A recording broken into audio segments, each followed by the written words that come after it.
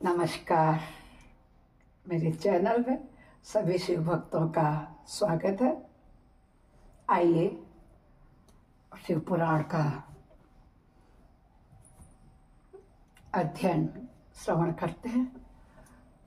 गजाननं भूतगणादिसेवितं कपित्थजम्बूफलचारुभक्षणम् उमासुतं शोकविनाशकारकं नमामि विघ्नेश्वरपादपङ्कजम् नीलाम्बुजश्यामलकोमलाङ्गं सीतासमारोपित्वां भागं पाणोमासायचारुचापं नमामि रामं रघुवंशनाथं कर्पूरगौरं करुणावतारं संसारसारं भुजगेन्द्रहारं सदा वसन्तं हृदयारविन्दे भवं भवानी सहितं नमामि।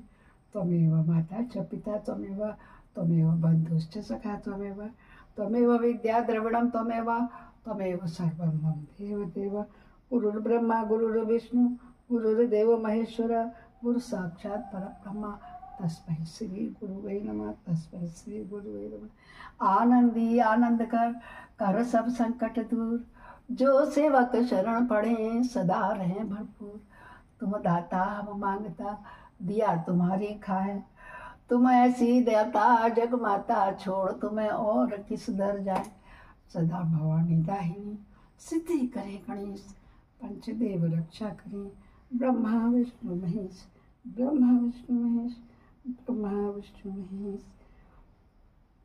सर्वभवन्तु सुखिनः सर्वे सन्तु निरामया सर्वे भद्राणि पश्यन्तु मा कश्चित् दुख भाग भवेत्। बोलो शंकर भगवान की जय। पाप हर कष्ट हर संकष्ट हर कर सभी समस्याओं का हर, ऐसी शंकर भगवान जी की जय होवे। हर हर महादेव, हर हर महादेव। जिसे श्रवण कर मिट जाती है जन्म जन्म की व्यथा, यही कथा, यही है भोले बाबा की कथा। अरे जिसे श्रवण कर मिट जाती है जिसे श्रवण कर मिट जाती है जन्म जन्म की व्यथा, यही है शिव शंकर कथा, यही है भोले बाबा की कथा, यही है शिव शंकर की कथा, यही है भोले बाबा की कथा।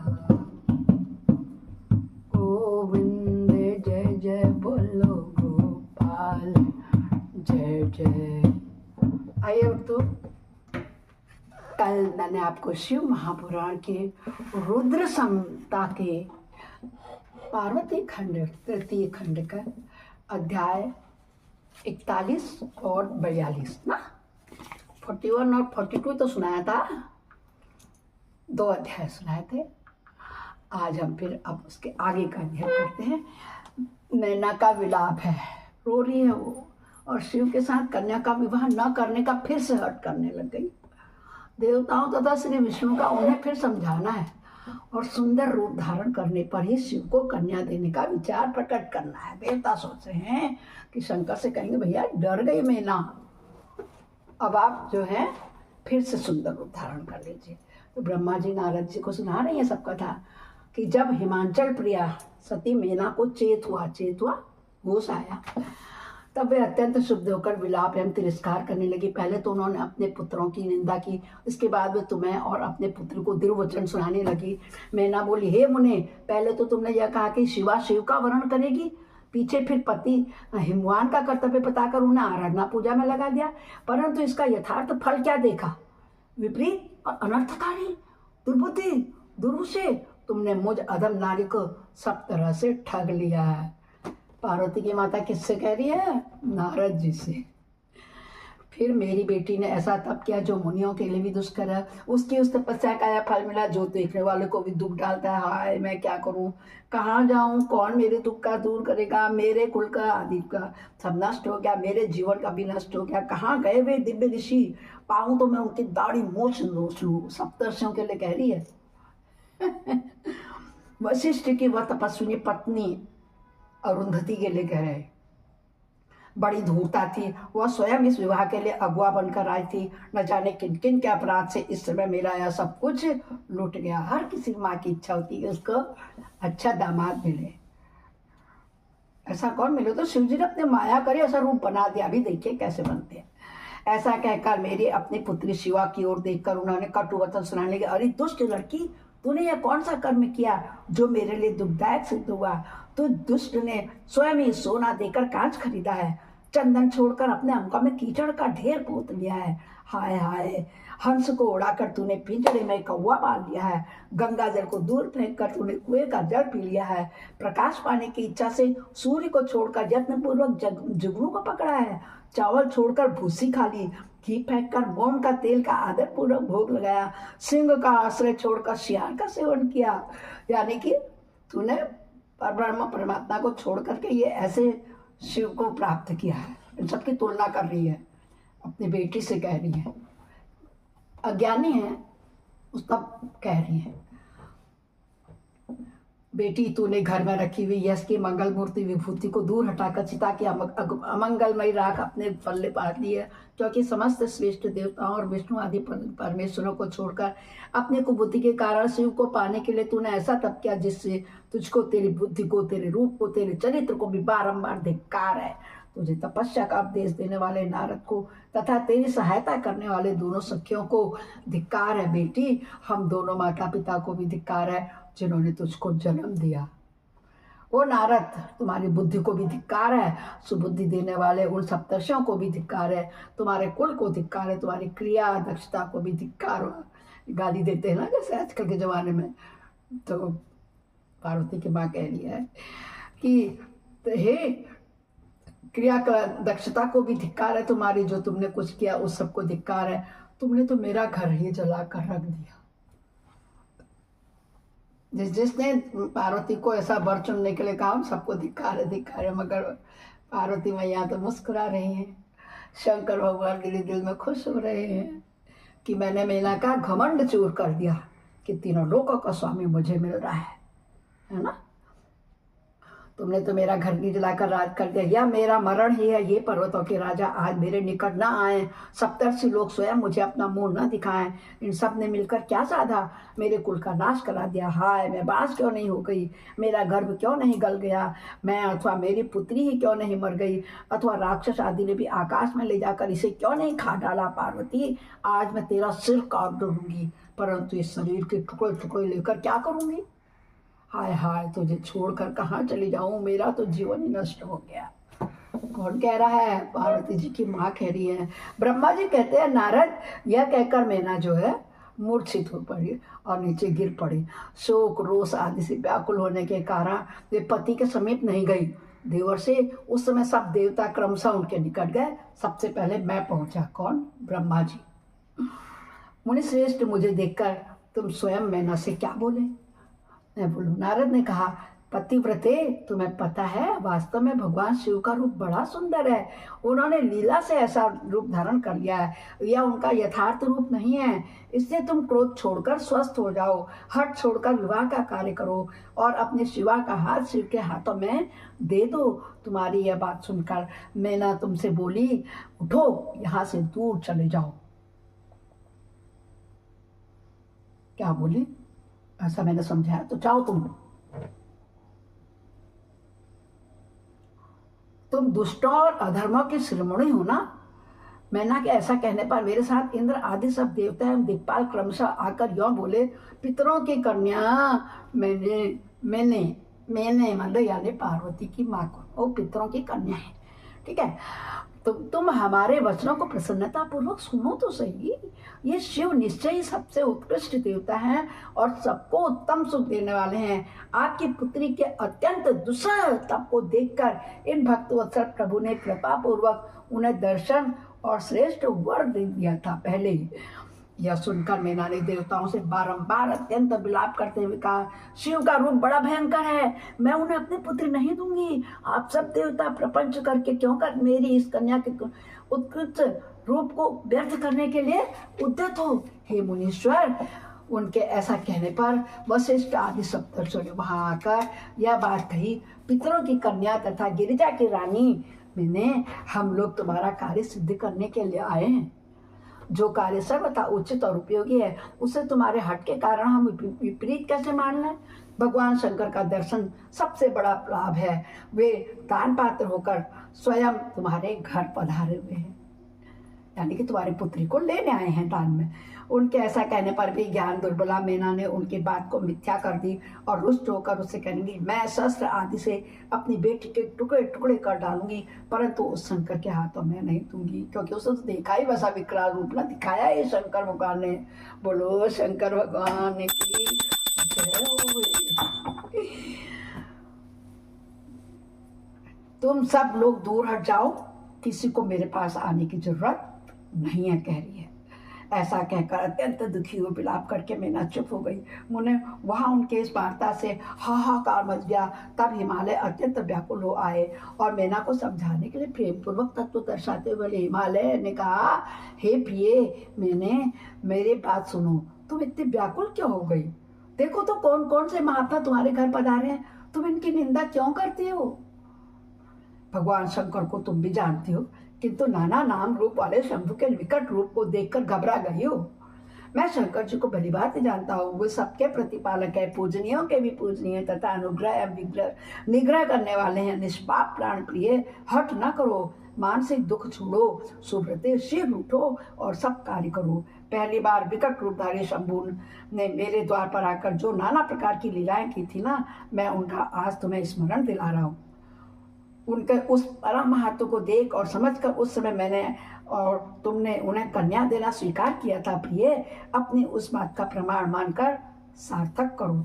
इस बात को सुनकर शिवा की माता मैना हिमालय से बोली, हे नाथ, मेरी बात सुनिए, सुनकर आपको वैसा ही करना चाहिए। आप अपनी पुत्री पार्वती के गले में रस्सी बांधो और इसे बेखटक से पर्वत से नीचे गिरा दो, परंतु मैं इसे हर के हाथों में नहीं दूंगी। अथवा नाथ, अपनी इस बेटी को ले जाकर निर्दयता पूर्वक समुद्र में डुबा दो। गिरिराज, ऐसा करके आप पूर्ण सुखी हो जाएंगे। स्वामी, यदि विकट रूपधारी इस रुद्र को आप पुत्री दे देंगे तो मैं निश्चय ही अपना शरीर त्याग दूंगी। इतना डर गई थी मैना शंकर के रूप को देख। मैना ने जब हट पूर्वक ऐसी बात कही तब पार्वती स्वयं आकर यह रमणीय वचन बोली। और पार्वती जी स्वयं बोली अपनी माँ से, क्या कहती हैं, माँ तुम्हारी बुद्धि तो बड़ी शुभकारक थी, इस समय विपरीत कैसे हो गई है? धर्म का अवलंबन करने वाली होकर भी तुम धर्म को कैसे छोड़ी हो? ये रुद्रदेव सबकी उत्पत्ति के कारण भूत साक्षात ईश्वर हैं, इनसे बढ़कर दूसरा कोई नहीं है। समस्त श्रुतियों में यह वर्णन है कि भगवान शंभु सुंदर रूप वाले हैं, सुखद हैं, कल्याणकारी महेश्वर, समस्त देवताओं के स्वामी और स्वयं प्रकाश है। इनके नाम और रूप अनेक है। माता जी श्री विष्णु और ब्रह्मा आदि भी इनकी सेवा करते हैं। ये सबके सब अधिष्ठान है, करता है, घटता है, हटता है और स्वामी है। विकारों की इन तक पहुँच भी नहीं है। ये तीनों देवताओं के स्वामी हैं, अविनाशी हैं, सनातनी हैं। इनके लिए ये सब देवता किंकर होकर तुम्हारे द्वार पर आने हैं और उत्सव मना रहे हैं। इससे बढ़कर सुख की बात और क्या हो सकती है?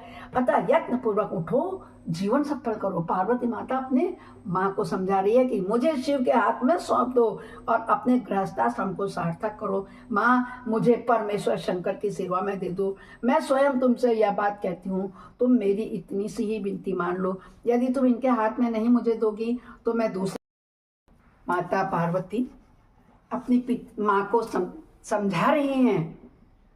क्या कह रही हैं कि तुम मेरी इतनी सी विनती मान लो, यदि तुम इनके हाथ में मुझे नहीं दोगी तो मैं दूसरे किसी का वर्ण नहीं करूंगी, क्योंकि जो सिंह का भाग है उसे दूसरे का ठगने वाला सियार कैसे पा सकता है? माँ, मैंने मन, वाणी और क्रिया द्वारा स्वयं हरण का वर्ण किया है, हर का ही वर्ण किया है। अब तुम्हारी जैसी इच्छा हो करो। ब्रह्मा जी कहते, हे नारद, पार्वती जी की यह बात सुनकर शैलेश्वर प्रिया मैना बहुत ही उत्तेजित हो गई और पार्वती को डांटती हुई दुर्वचन कहकर रोने तथा विलाप करने लगी। तदंतर स्वयं मैंने तथा शंकादि सिद्धों ने भी मैना को बहुत समझाया। मैंने ब्रह्मा जी कह रहे हैं कि परंतु वे किसी की बात न मानकर सबको डांटती रही। इस बीच में उनके सुदृढ़ है महान हट की बात को सुनकर शिवप्रिय भगवान विष्णु भी तुरंत वहां पहुंचे और वे इस प्रकार बोले। श्री विष्णु ने कहा, हे देवी, तुम पितरों की मानसी पुत्री हो, उन्हें बहुत ही प्यारी हो, साथ ही गिरिराज हिमालय की गुणवती पत्नी हो। इस प्रकार तुम्हारा जो संबंध है, इसे भगवान कह रहे हैं कि ब्रह्मा जी से साथ हो गया, साक्षात ब्रह्मा जी से। संसार में तुम्हारे सहायक भी ऐसे ही हैं, तुम धन्य हो। मैं तुमसे क्या कहूँ, तुम तो धर्म के आधारभूता हो, फिर धर्म का त्याग कैसे कर सकती हो? तुम्हें अच्छी तरह से सोचो सही। संपूर्ण देवता, ऋषि, ब्रह्मा जी और मैं सभी लोग विपरीत बात ही क्यों कहेंगे? तुम शिव को नहीं जानते, वे निर्गुण भी है, सगुण भी है, कुरूप भी है, स्वरूप भी है, सबके सेव्य और सत्पुरुषों के आश्रय हैं। उन्होंने मूल प्रकृति रूपा देवी ईश्वरी का निर्माण किया था, उनके बगल में पुरुषोत्तम का निर्माण करके बैठाया। उन्हीं दोनों से सगुण रूप में मेरी तथा ब्रह्मा जी की उत्पत्ति हुई है। फिर लोगों का हित करने के लिए वे स्वयं भी रुद्र रूप से प्रकट हुए। तदंतर वेद, देवता, स्थावर, जंगम से जो भी स्थाई दिखाई देता है, तुम्हें सारा जगत भगवान शंकर से ही तो उत्पन्न हुआ है। उनके रूप का ठीक ठाक वर्णन अब तक कौन कर सका है, अथवा कौन उनके रूप को जानता है? मैंने और ब्रह्मा जी ने भी जिनका अंत ही नहीं पाया, उनका पार दूसरा कौन पा सकता है? अर्थात शंकर भगवान पा सकते हैं। ब्रह्मा जी से लेकर कीट पर्यंत तक जो जगत दिखाई देता है वह सब शिव का ही रूप है, ऐसा जानो। इस विषय में कोई अन्यथा विचार नहीं करना चाहिए। बहुत प्रकार से समझा रहे हैं पार्वती की माता को कि वे ही अपनी लीला से ऐसे रूप में अवतीर्ण हुए हैं और शिवा के तप से प्रभाव से तुम्हारे द्वार पर आए हैं। अतः हिमांचल की पत्नी, तुम दुख छोड़ो और शिव का भजन करो, इससे तुम्हें महान आनंद प्राप्त होगा, तुम्हारा सारा क्लेश मिट जाएगा। ब्रह्मा जी कहते हैं, हे नारद, श्री विष्णु के द्वारा इस प्रकार समझाई जाने पर मैना को सब कुछ कोमल हो गया, सब कुछ कोमल हो गया, यानी कि वो नॉर्मल हो गई। परंतु शिव को कन्या न देने का हट उन्होंने तब भी नहीं छोड़ा। शिव की माया से मोहित होने के कारण ही उन्होंने ऐसा दुराग्रह किया था। इस समय मैना ने शिव के महत्व को स्वीकार कर लिया। कुछ ज्ञान हो जाने पर उन्होंने श्री हरि से कहा, यदि भगवान शिव सुंदर शरीर धारण कर लें तब मैं उन्हें अपनी पुत्री दे सकती हूँ, अन्यथा कोटि उपाय करने पर भी नहीं दूंगी। यह बात न समझ में सच्चाई और दृढ़ता के साथ ही आपसे कह रही हूँ। ऐसा कहकर दृढ़ता पूर्वक उत्तम व्रत का पालन करने वाली मैना शिव की इच्छा से प्रेरित होकर के चुप हो गई। धन्य है शिव की माया जो सबको मुंह में डाल देती है। ओम हर हर हर महादेव, बोलो शंकर भगवान की जय हो।